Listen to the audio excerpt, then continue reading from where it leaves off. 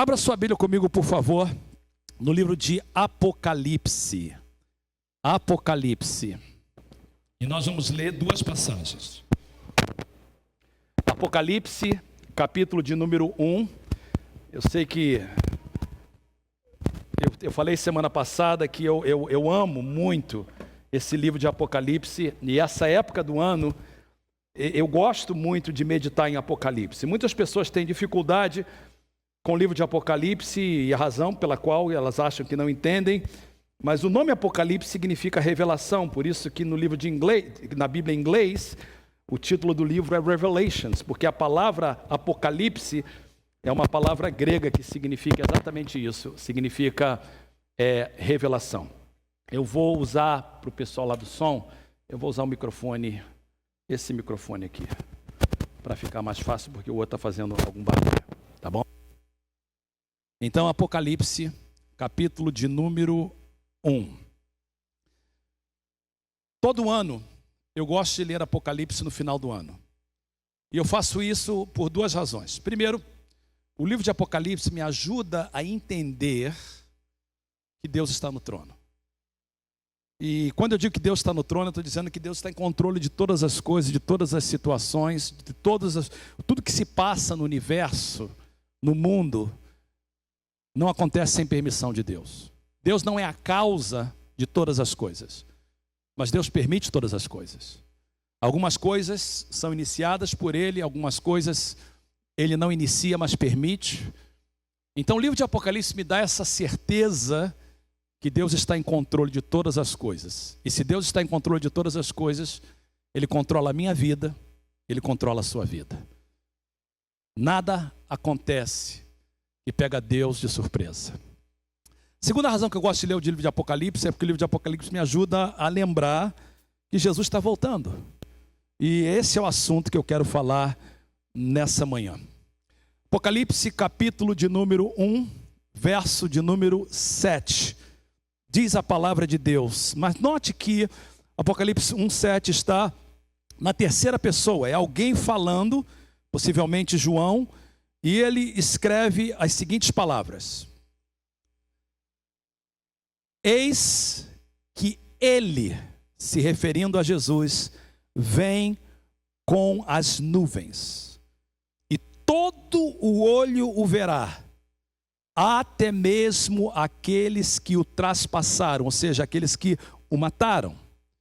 E todos os povos da terra se lamentarão por causa dele. E olha como é que termina: assim será. Amém. Repita comigo essa última frase: assim será. Amém. Agora vá comigo, por favor, para o capítulo 22. Nós lemos o primeiro capítulo. Agora nós vamos ler o último capítulo, que é o capítulo de número 22. Finalzinho, se você tem o seu aplicativo, eu estou lendo na Nova Versão Internacional. Nós lemos 1:7 que diz que ele vem. Mas agora note que está na primeira pessoa. É o próprio Jesus afirmando. 22:7. Eis que eu venho em breve. O eu não está aí porque está já no verbo. Eu estou só enfatizando. Eis que eu venho em breve. Feliz é aquele que guarda as palavras da profecia deste livro. Vá comigo para o verso de número 12. Novamente, primeira pessoa, Jesus repete, para enfatizar: eis que venho em breve. A minha recompensa está comigo, e eu retribuirei a cada um de acordo com o que fez. Eu sou o Alfa e o Ômega, o primeiro e o último, o princípio e o fim. Verso 14. Felizes os que lavam as suas vestes, e assim têm direito à árvore da vida, e podem entrar na cidade pelas portas. Fora ficam os cães, os que praticam feitiçaria, os que cometem imoralidades sexuais, os assassinos, os idólatras e todos os que amam e praticam a mentira. Para enfatizar, ele assina dizendo: eu, Jesus, enviei o meu anjo para dar a vocês, isso inclui a nós, este testemunho concernente às igrejas. Eu sou a raiz, o descendente de Davi, e a resplandecente estrela da manhã. O Espírito e a noiva dizem: vem. E todo aquele que ouvir, diga: vem. E quem tiver sede, venha.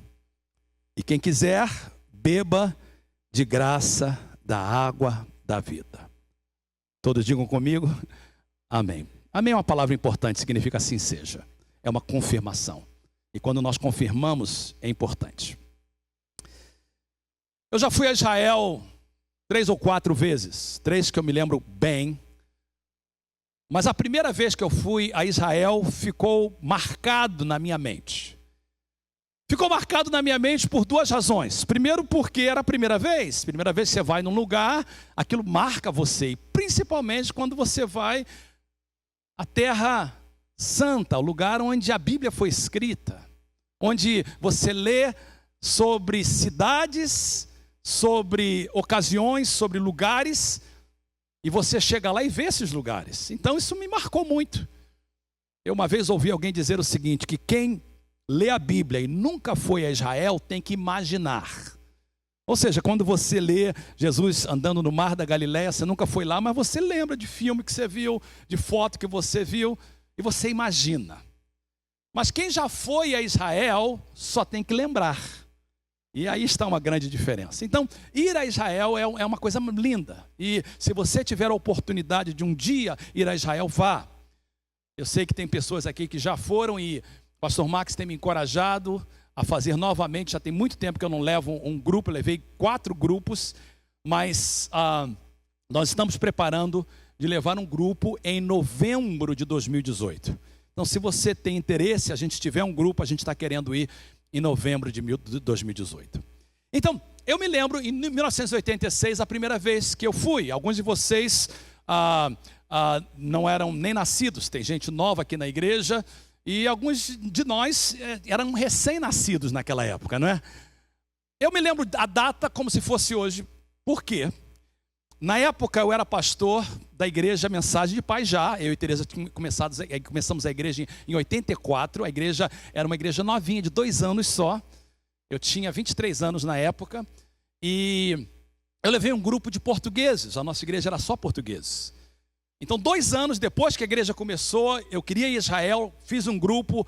E era um grupo pequeno, eram mais ou menos 8, 10 pessoas indo. E a gente tinha uma van verde. E a gente ia sair para ficar mais barato de Los Angeles. E eu me recordo que a gente então pegou a van e estávamos viajando para pegar o avião em Los Angeles. Quando no caminho, no rádio que a gente estava ouvindo, dizia que o ônibus espacial, naquela época, o primeiro ônibus espacial que foi ao espaço, Challenger, explodiu. 73 minutos depois de sair, explodiu. E aquilo marcou. Você nunca esquece disso, porque foi o primeiro ônibus espacial que explodiu. Então eu me lembro do dia, me lembro da hora, janeiro, eu penso que foi dia 28 de janeiro de 1986. Então, nós entramos no avião e fomos para Amã, na Jordânia. Na época, a Jordânia e Israel não tinham paz. Hoje, a Jordânia e Israel já têm paz. Mas na época, não havia paz entre os 2 países. E porque nós queríamos uma passagem, era mais barato ir para a Jordânia, nós fomos para a Jordânia. Eu me recordo que a gente ficou lá uma noite. No dia seguinte, nós pegamos um ônibus para atravessar o Rio Jordão e fizemos a mesma rota que o povo de Israel fez quando eles entraram na Terra Prometida na direção de Josué. Nós atravessamos o Rio Jordão, a única diferença é que eles atravessaram a seco. Nós passamos numa ponte, entramos na Terra Prometida. A primeira cidade que visitamos foi a cidade de Jericó. Eu me lembro Jericó, no meio de um deserto, uma cidade de palmeiras, entramos lá, lemos a Bíblia, vimos o lugar em que Eliseu faz milagres, vimos o lugar onde Zaqueu estava em cima da árvore. Tem uma árvore lá de sicamora que eles dizem que até hoje, se não é ela, é bem parecida, possivelmente não seja, mas é parecida. Depois visitamos Qumran, o lugar onde os papiros do Mar Morto foram encontrados. Dali o nosso guia nos levou para Galileia. Ficamos na cidade de Tiberias, visitamos Nazaré, visitamos Canaã, todas aquelas cidades em volta do mar da Galileia. E mais ou menos 3 ou 4 dias depois, nós depois seguimos, se você conhece a geografia, nós fomos para o lado oeste, fomos ao Monte Carmelo, vimos a cidade de Haifa, passamos pelo Vale do Armagedon. E finalmente, no 4º ou 5º dia da viagem, nós estávamos indo para Jerusalém. E quando nós estávamos caminhando para Jerusalém, nós notamos que nós estamos subindo, porque Jerusalém é uma cidade que fica acima do nível do mar, 2.500 pés acima do nível do mar. Ela é uma cidade cercada de montanhas, são várias montanhas, e até hoje existe uma muralha que foi construída durante a época medieval. Ela não é a mesma muralha do tempo de Jesus, ela foi construída durante a Idade Média, mas é uma muralha muito grande em volta da cidade. Eu me recordo como se fosse hoje que a gente subia no ônibus e o nosso guia, ele falou assim: avista a cidade de Jerusalém. E a gente então olhava e via a cidade em cima da montanha com as muralhas, e ele leu para nós o Salmo 122. Daquele dia em diante, o Salmo 122 para mim tornou-se totalmente diferente. Eu já tinha lido, citado, mas naquele dia foi diferente. E o Salmo 122 diz o seguinte, eu vou projetar para vocês. Vocês conhecem, mas eu queria que vocês entendessem agora. Imagina que a gente está olhando para a cidade de Jerusalém, os muros de Jerusalém, e ele diz assim, leia: alegrei-me quando me disseram, vamos à casa do Senhor. A gente usa esse texto para a igreja, mas na época a casa do Senhor se referia ao templo de Israel, o lugar onde as pessoas iam peregrinar. Nossos pés já se encontram dentro das suas portas, ó Jerusalém. Jerusalém está construída como cidade firmemente estabelecida. Para lá sobem as tribos do Senhor, para dar graças ao Senhor, conforme o mandamento dado a Israel. Lá estão os tribunais de justiça, os tribunais da casa real de Davi. Orem pela paz de Jerusalém. Vivam em segurança aqueles que te amam. Haja paz dentro dos teus muros e segurança nas tuas cidadelas. Em favor dos meus irmãos e amigos direi, paz seja com você. E em favor da casa do Senhor, nosso Deus, buscarei o seu bem. Aquele dia, esse salmo marcou a minha percepção sobre a cidade de Jerusalém. De todas as cidades, de todos os lugares que nós visitamos naquela viagem e nas viagens posteriores, o highlight, o clímax, é a cidade de Jerusalém. Jerusalém, a primeira vez que aparece na Bíblia, ela aparece quando Melquisedeque, na época não era chamado de Jerusalém, mas o livro de Gênesis diz que Melquisedeque aparece, nós não sabemos muito dele, nós sabemos que ele é um tipo do Messias, tanto no Salmo 110, como o livro de Hebreus cita ele como símbolo do Messias, mas esse personagem, Melquisedeque, rei de Salém, a palavra Salém significa paz, o nome Jerusalém, em hebraico Yerushalayim, vem da palavra Shalom, que significa paz. E esse rei Melquisedeque, a palavra Melquisedeque significa justiça, ele é um símbolo de justiça e paz. Ele vem depois de uma guerra e Abraão reconhece a importância dele e da cidade onde ele era rei e dá a ele o dízimo de todas as coisas. E é a primeira vez que a palavra dízimo aparece na Bíblia.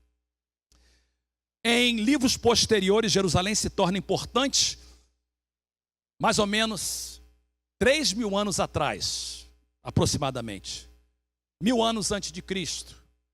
Deus levanta um rei, chamado Davi. E esse rei é tipo do Cristo. Jesus é chamado, nós lemos na passagem, tribo de Davi. Ele veio da tribo de Davi, filho de Davi. E esse rei Davi se levanta e toma a cidade dos jebuseus. E em Davi, Jerusalém se torna a capital de Israel, o centro da adoração. Davi quer construir um templo em Jerusalém, ele não pode construir, quem constrói é Salomão, seu filho. E desde a época de Salomão, o templo está lá, e o templo é o centro de todas as coisas. Jerusalém, no Velho Testamento, é o centro da adoração.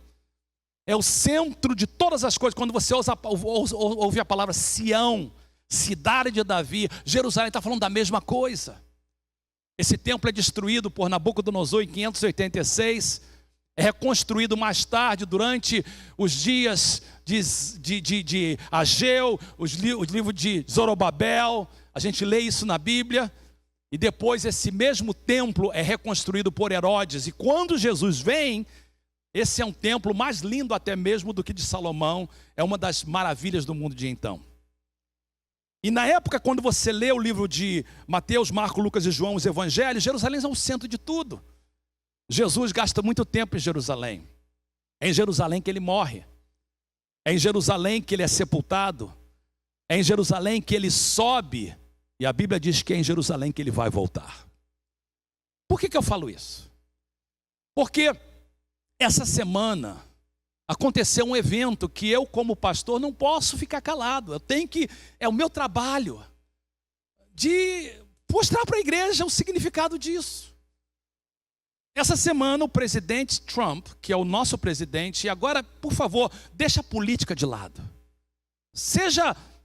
Entenda a palavra de Deus. O presidente Trump faz uma coisa que os seus predecessores, os presidentes que vieram antes dele, tinham falado que iam fazer. O vídeo está aí na internet. Clinton foi presidente por 8 anos da América. Ele prometeu que ele ia reconhecer Jerusalém como capital de Israel. Não fez. Depois dele veio o presidente Bush. E por 8 anos ele prometeu, antes de se tornar presidente, eu vou reconhecer. Não fez. Depois veio o presidente Obama. Está aí. É só olhar no YouTube, é só ir olhar na internet. Ele prometeu que ele ia reconhecer Jerusalém como capital de Israel. Não fez. Deus levanta um presidente louco, que não está se preocupando com política. Um homem, eu digo louco num bom sentido, corajoso. E no primeiro ano, ele faz o que ninguém fez antes. Ele reconhece Jerusalém como a capital de Israel. Num país, quem escolhe a capital é o próprio país. No Brasil, foi o povo brasileiro que escolheu que Brasília seria a capital. Antes era o Rio de Janeiro. Mais tarde, Juscelino Kubitschek resolveu, junto com o povo e o governo, passar para Brasília.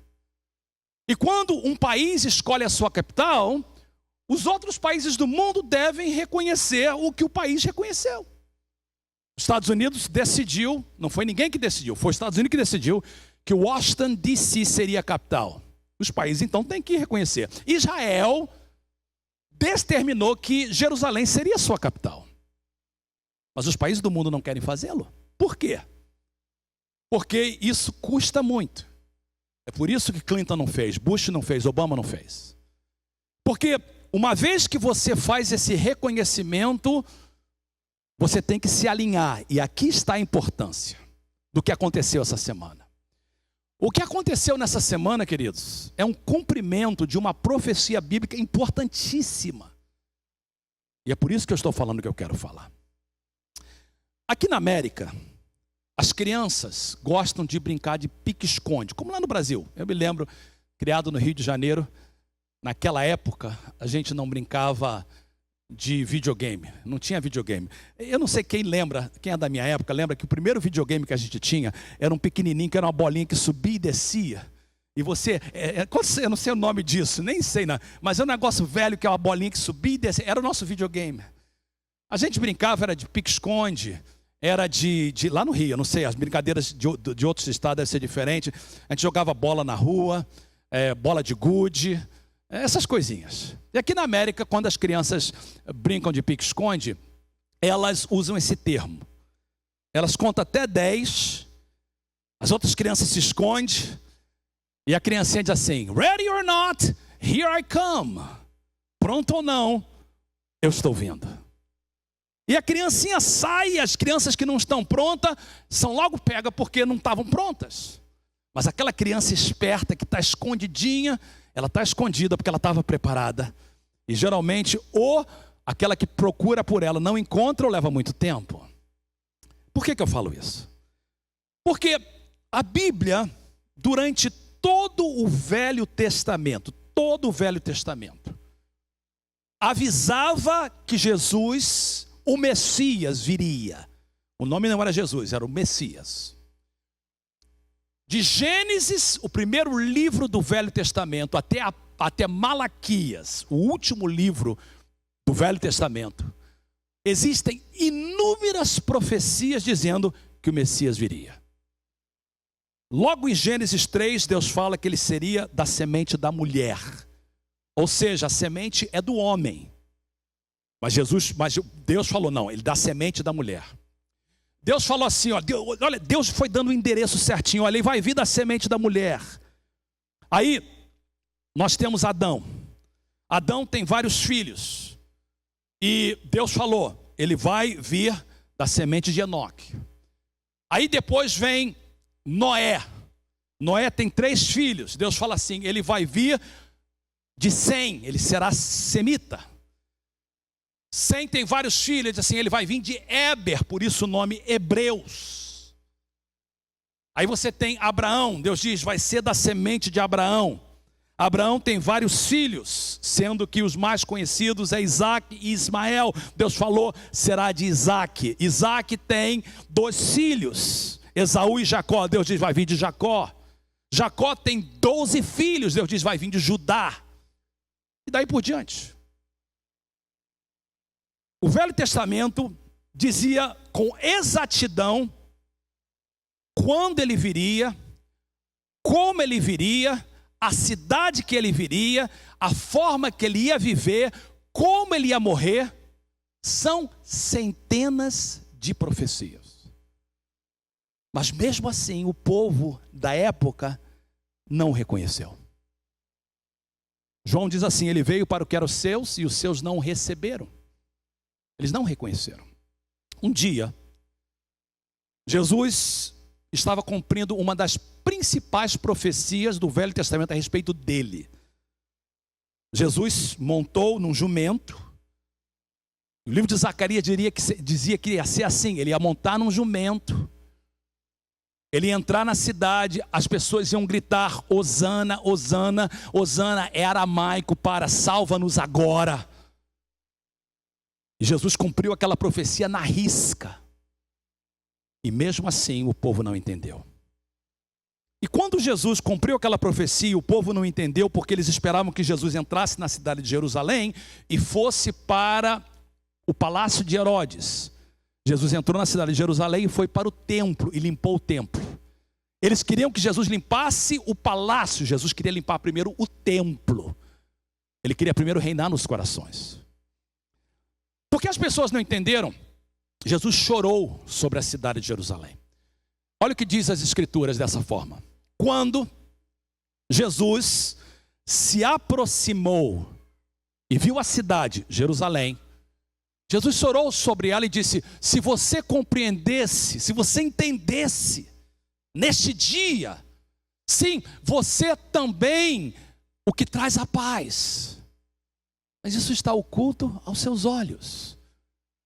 Aí Jesus diz assim, porque vocês não entenderam, virão dias em que os seus inimigos construirão trincheiras, contra você, rodearão e cercarão de todos os lados, também a lançarão por terra, você e os seus filhos não deixarão pedra sobre pedra. Jesus está profetizando que a cidade de Jerusalém seria destruída por não reconhecer que ele veio. Isso aconteceu 40 anos depois dele falar isso.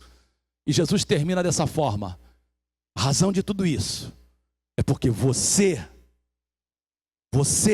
que vive em Jerusalém, você que foi avisado, você que recebeu as profecias, não reconheceu a oportunidade que Deus lhe concedeu. Que oportunidade é essa, pastor Fernando? Uma outra tradução diz assim: você não reconheceu o dia da tua visitação. As profecias estavam claras, era para você entender, e você não entendeu.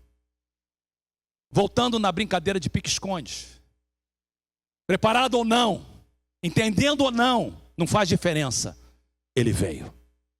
Porque as profecias dadas por Deus tinham que se cumprir. A Bíblia diz que tudo pode passar, mas a palavra de Deus não passa. Da mesma forma que todo o Velho Testamento aponta para a primeira vinda de Jesus, preste atenção, todo o Novo Testamento aponta para a segunda vinda de Jesus. Todo. Jesus, inúmeras vezes durante o seu ministério, disse: eu vou voltar. Eu citei João 14. João 14 acontece na quinta-feira, à noite. Na sexta ele vai morrer. Ele chama os seus discípulos e ele avisa: eu tenho que ir embora, eu preciso de ir embora. Eles não esperavam isso. Jesus falou assim: eu vou. E eles ficam tristes. E Jesus diz assim: não se turbe o vosso coração, credes em Deus, crede também em mim. Na casa de meu pai há muitas moradas, eu tenho que ir para preparar lugar para vocês. Mas ele falou: mas se eu for e vos preparar lugar, eu voltarei outra vez. Em Apocalipse, o último livro da Bíblia, ele repetidamente, nós lemos, diz: eu vou voltar. Quando Jesus subiu em Jerusalém, no Monte das Oliveiras, em Jerusalém, e os discípulos olham para cima, eram 500 discípulos, sendo que os 11 estavam lá. Um anjo sai do céu e diz assim: por que vocês estão olhando para cima? Esse mesmo Jesus que subiu, ele vai voltar dessa mesma forma. Todos os profetas, apóstolos, todos eles falam a mesma coisa, que Jesus vai voltar. Uma vez Jesus falou o seguinte, eu queria que vocês vissem essa passagem em Lucas. Ele diz assim: olha, vocês sabem interpretar o aspecto da terra e do céu. Como não sabem interpretar o tempo presente? Ou seja, Jesus está falando da primeira vinda dele. Ele diz assim: olha, o contexto dele é o seguinte: vocês olham para o céu e vocês sabem dizer se vai chover. Naquela época, eles já tinham conhecimento, se vai chover ou vai fazer sol. Se vocês conseguem interpretar o tempo, como é que vocês não conseguem interpretar o que está acontecendo na frente dos olhos de vocês? E eu creio que essa é a palavra de Deus para nós crentes, essa é a palavra de Deus para a igreja, essa é a palavra de Deus para mim. Se nós que vivemos na América, nós vivemos no Vale de Silício, um dos lugares mais importantes do mundo é o lugar que a gente vive aqui na América. Por isso que aqui tudo é caro. O Vale de Silício, todas as companhias, Google, YouTube, Twitter, tá tudo aí, Facebook, tudo aí. A informação está nas nossas mãos.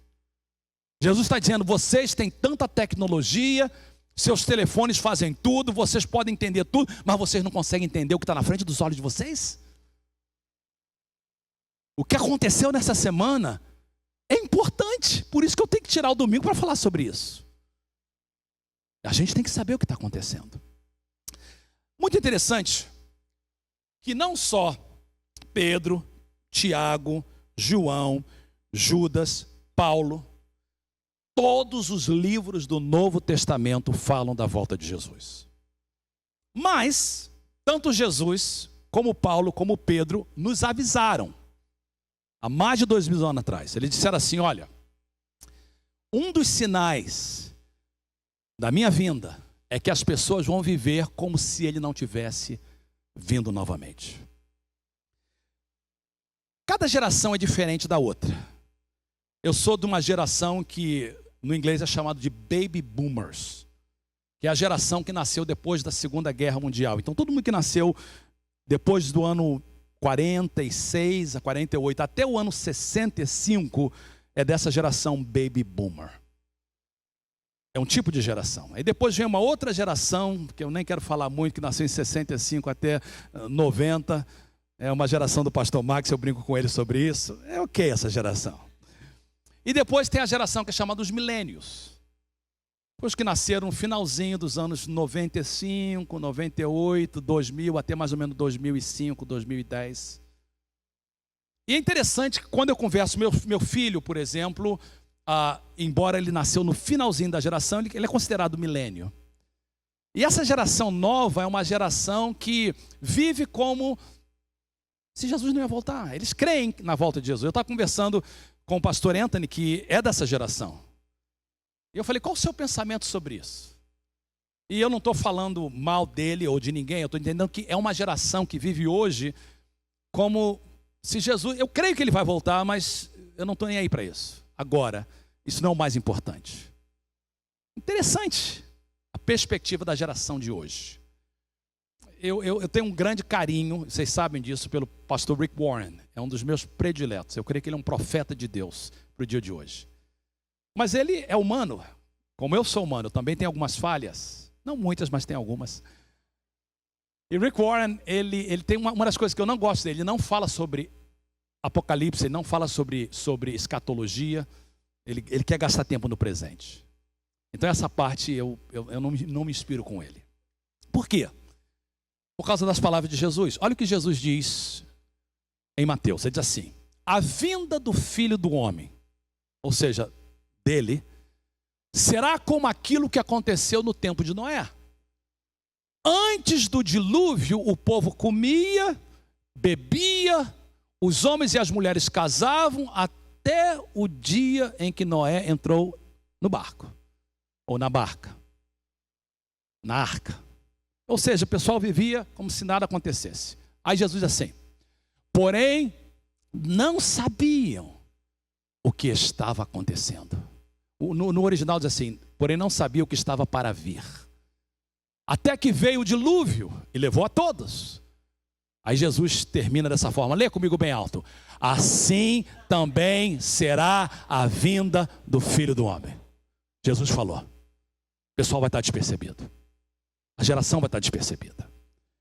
Paulo, escrevendo em Tessalonicenses, diz assim, pois vocês sabem muito bem, o dia do Senhor virá como um ladrão na calada da noite. Ou seja, será repentino. E uma das minhas prediletas passagens é essa em Pedro. 2 Pedro capítulo 3, ele diz o seguinte, primeiro vocês precisam de saber, diga comigo, precisam. Vocês precisam de saber. O quê? Que nos últimos dias vão aparecer homens dominados pelas suas próprias paixões. Eles vão zombar de vocês. De vocês quem? De vocês que falam que Jesus vai voltar. Dizendo, ele prometeu vir, não foi? Onde está ele?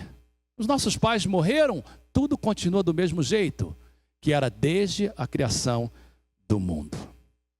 Ou seja, a Bíblia parece nos indicar que as pessoas vão viver como se Jesus não fosse voltar.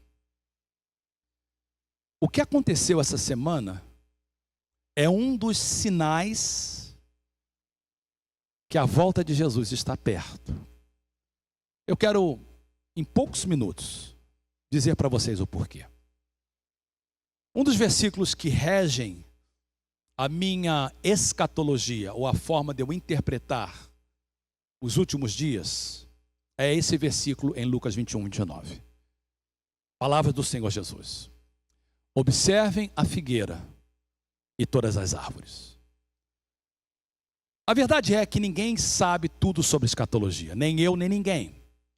E todos nós, pastores, estudantes da Bíblia, todos nós teólogos, e a palavra teólogo significa aquele que ama a Deus e que estuda a Deus e que ama, de certa forma, todos vocês são teólogos. Ninguém sabe tudo sobre o futuro. Eu estava conversando hoje com um amigo pelo WhatsApp, mandando mensagem, eram 6 da manhã, a gente compartilhando pensamentos.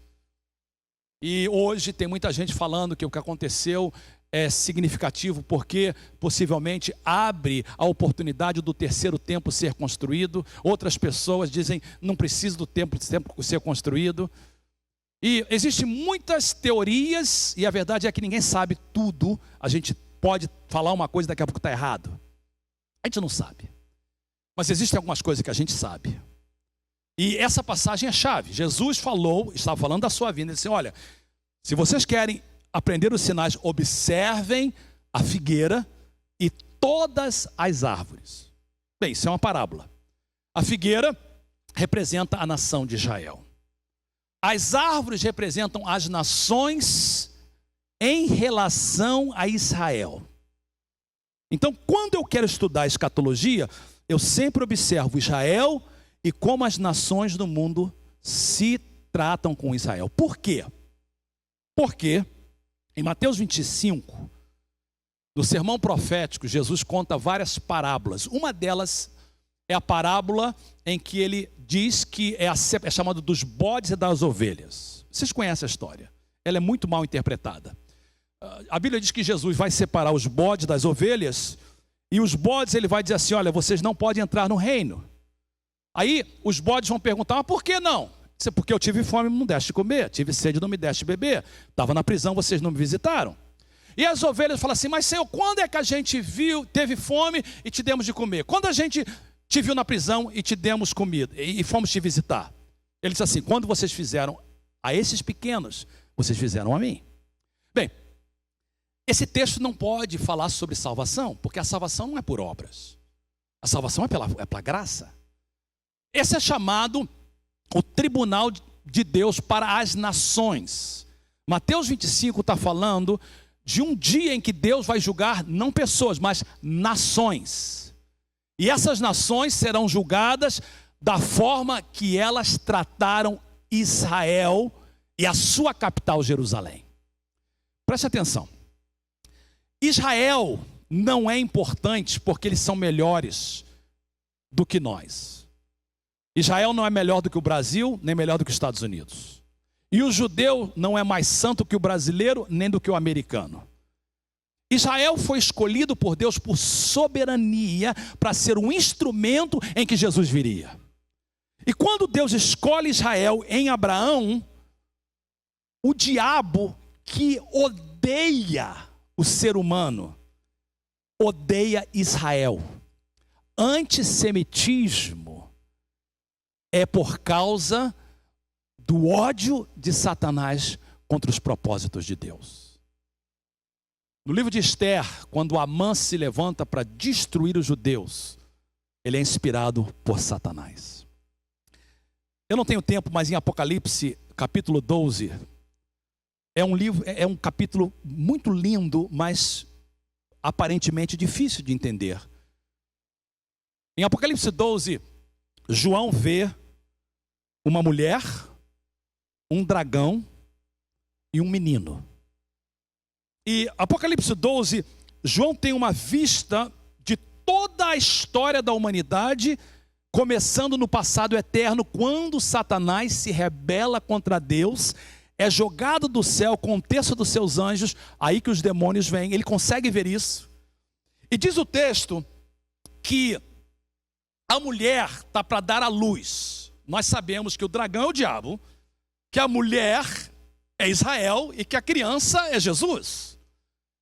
A mulher está para dar à luz e o dragão tenta impedir que a mulher dê à luz a esse menino. E a gente vê isso então com todas as histórias do Velho Testamento, que o diabo fez tudo para destruir Israel, para destruir a nação, começando lá no Velho Testamento com os filisteus, com os inimigos do povo de Israel, passando por Amã e chegando até em Herodes, que mandou matar os inocentes. O diabo fez tudo para Jesus não nascer, mas Jesus nasceu porque Deus sempre vence. E o propósito dele sempre é estabelecido. Mas diz assim que a criança nasce e depois ela é levada ao céu. Apocalipse 12, falando da ascensão de Jesus. Ele diz assim, que depois que a criança foi levada ao céu, o dragão com tanta raiva se levanta contra a mulher e contra a sua semente. Algumas pessoas veem que essa mulher representa não só Israel, mas também Maria e a igreja do Senhor. De certa forma, nós somos o Israel de Deus, mas está falando sobre Israel. Simbolicamente pode representar a igreja, mas é Israel. Então diz que depois que essa criança é levada ao céu, porque Israel foi o canal da graça de Deus para que o Messias viesse ao mundo, para que o Emanuel viesse, o diabo detesta Israel e luta contra Israel. E você vê na história desde o ano 70, com a destruição de Jerusalém pelos romanos, até 1940, até 1945, com o levante de Hitler, inspirado pelo dragão, para destruir Israel. Mas o que acontece é que sempre os planos de Deus serão estabelecidos e Satanás será frustrado. E depois da Segunda Guerra Mundial, 1947, guarde essa data. Após a Segunda Guerra Mundial, as nações do mundo se levantam e se unem, e a ONU que é a Organização das Nações Unidas, é formada, com capital em Nova York. E uma das primeiras decisões que eles tomam é que vão permitir que Israel volte a ser uma nação. Mas por que isso é importante? Olhe para a figueira e olhe para as outras árvores. A Bíblia claramente diz que para Jesus voltar, Israel tinha que voltar a ser uma nação. Então, em 1947, a decisão é feita. Em maio de 1948, em um dia, Israel se torna uma nação. Mas uma nação precisa de uma capital. Em 1967, depois da Guerra dos 6 Dias, Jerusalém se torna agora anexada a Israel. Jerusalém é dividida em oeste e leste. Eles já tinham o oeste, agora eles tomam o leste. Ele toma o lugar onde está o monte, onde o templo existiu. 1967. Eu tinha 6 anos de idade. 2017. 70 anos exatos depois da decisão de Israel se tornar uma nação. O presidente dos Estados Unidos se levanta e diz: nós reconhecemos Jerusalém como capital de Israel. Em Apocalipse 12 diz que haverá um momento em que a mulher será tão perseguida pelo dragão que a única forma dela se permanecer viva é que é dada a ela asas como de águia. Coincidência? Será? É muito detalhe para ser coincidência. O símbolo dos Estados Unidos é a águia. E a Bíblia diz no livro de Zacarias que as nações se levantariam contra Israel e Israel ficaria sozinha, a não ser se Deus não tivesse misericórdia. Nessa semana, após o presidente Trump falar e reconhecer que Jerusalém é a capital eterna de Israel, as mesmas Nações Unidas que se reuniram em 1947, se reuniram essa semana. E todas as nações, inclusive o nosso país de origem, se levantaram contra Israel. A única nação que se apoiou, e existem pequenas outras nações, mas a nação que se apoiou foi os Estados Unidos. A embaixatriz, ou embaixadora, hoje está se usando já esse termo, dos Estados Unidos, nas Nações Unidas, o nome dela é Nikki Haley. Eu ouvi o que ela falou. Quando todas as nações se levantaram, o Conselho Geral de Segurança da ONU, nesta semana, se reuniu contra Israel, contra a decisão de Trump. Nikki Haley se levantou. Eu ouço um programa na rádio de um conservador, ele comenta sobre o que acontece. Ele é judeu. Ele não é nem a favor do Trump, ele não queria que Trump ganhasse. Mas ele como judeu disse assim, eu preciso de mostrar para vocês o que aconteceu essa semana. E eu ouvindo ele, eu ouvi o que Nikki Haley falou. E Nikki Haley falou o seguinte, essa semana. Ela disse o seguinte, eu quero que todas as nações saibam que daqui para frente, os Estados Unidos não vai permitir mais que nenhuma nação se levante contra Israel. E se levantar, nós estamos do lado deles. Isso é profético.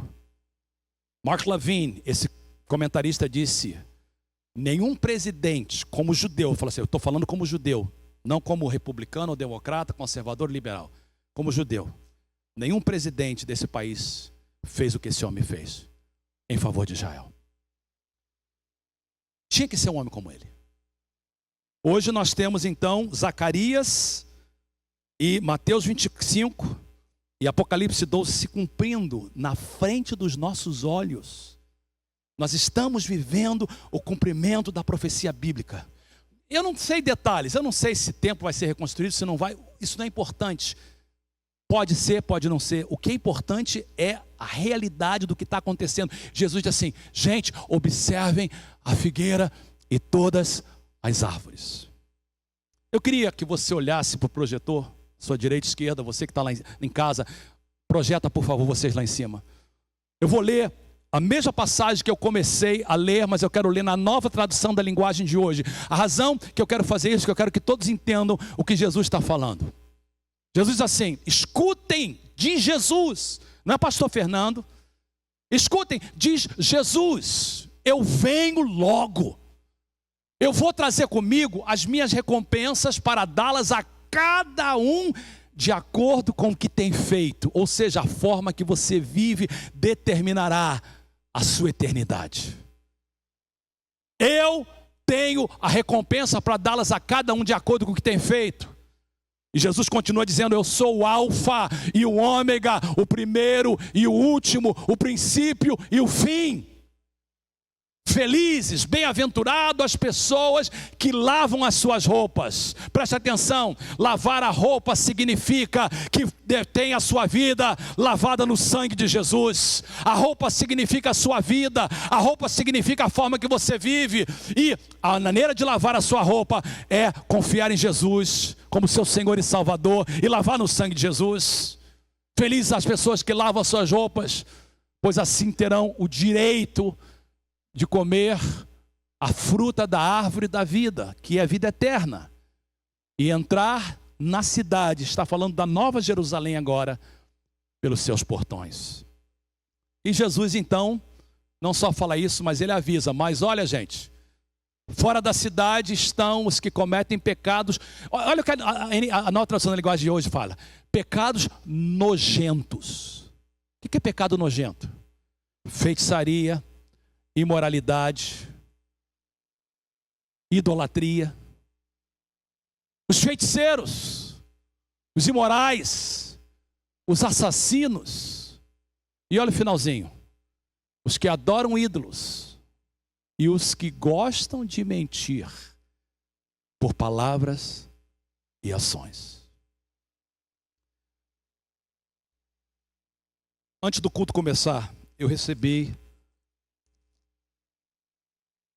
esse papelzinho. Um membro da igreja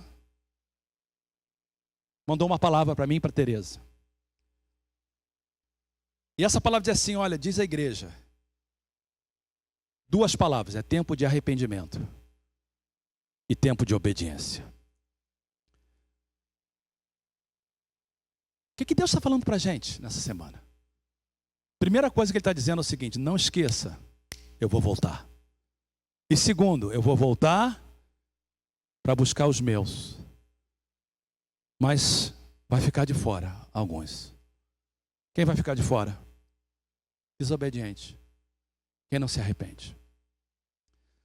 Queridos, eu venho para vocês nessa manhã, abrir o meu coração, explicar para vocês o significado do que aconteceu essa semana. Nós estamos vivendo num momento histórico de cumprimento bíblico. Jesus está voltando. Eu não sei quando vai ser. Eu vou continuar trabalhando, eu vou continuar pensando no meu futuro. Eu vou continuar me preparando para o ano de 2018, mas eu vou viver minha vida em palavras e ações como se ele voltasse hoje. E você? Se ele voltar hoje, você está preparado?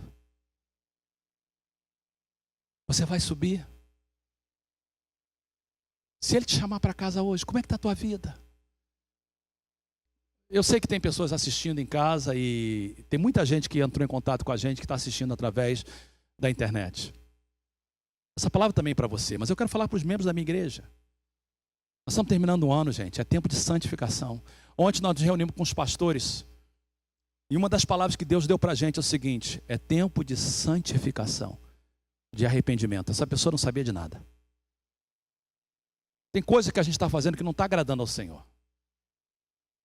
Tem coisas que que a igreja está vivendo que não está agradando ao Senhor.